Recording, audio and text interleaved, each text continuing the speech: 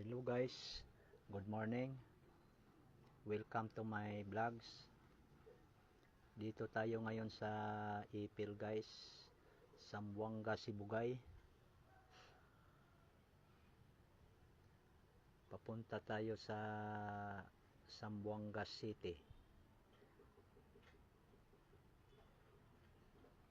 Ito guys, maganda ang kuan nila dito kasi hindi masyadong matraffic.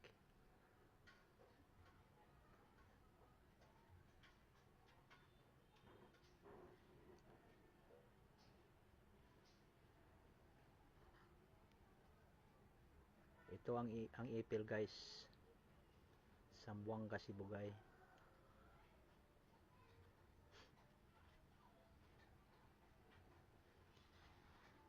Tahimik na lugar ito at magandang tingnan ang kanilang mga park dito. Pag naglalakad lang tayo, magandang tingnan ang mga park nila dito, parang tourist spots nila.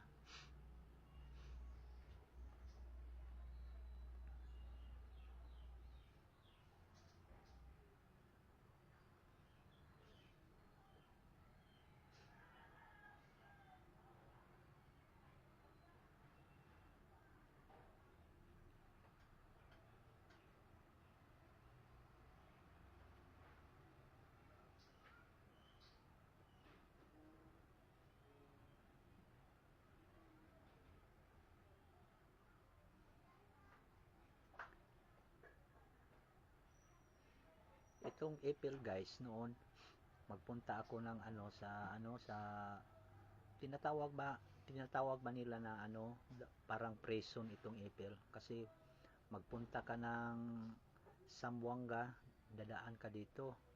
Magpunta kayo sa sa Dipolog City, dadaan ka dito sa Ipil, o Pagadian, punta ka na Pagadian, dadaan ka dito sa Ipil.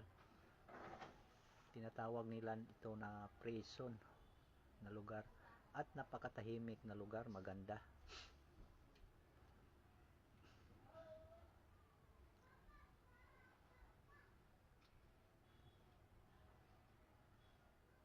Hindi pa man siya tantong progressive, pero nagsimula na itong lumambo ang kanilang mga, katulad ng kanilang mga building dito. Noon wala talagang building dito, pero ngayon napakarami na, mga malalaki ng mga building dito.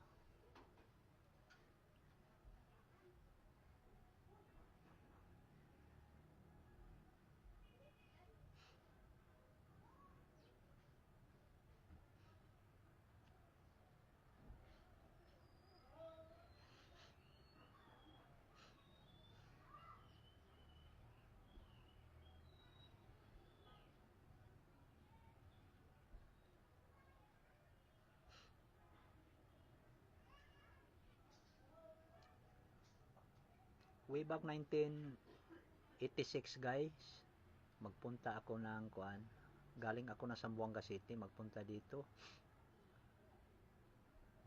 Maraming mga kainan dito na nandyan lang sa tabi-tabi.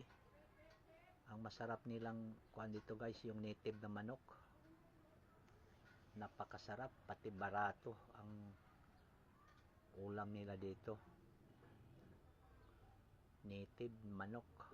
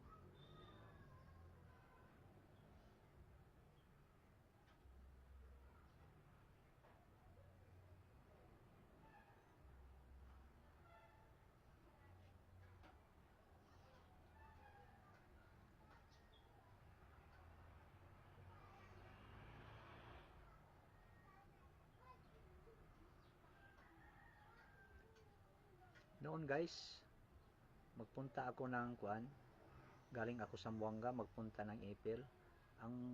Ang daanan natin, ang kalsada noon, rough road pa.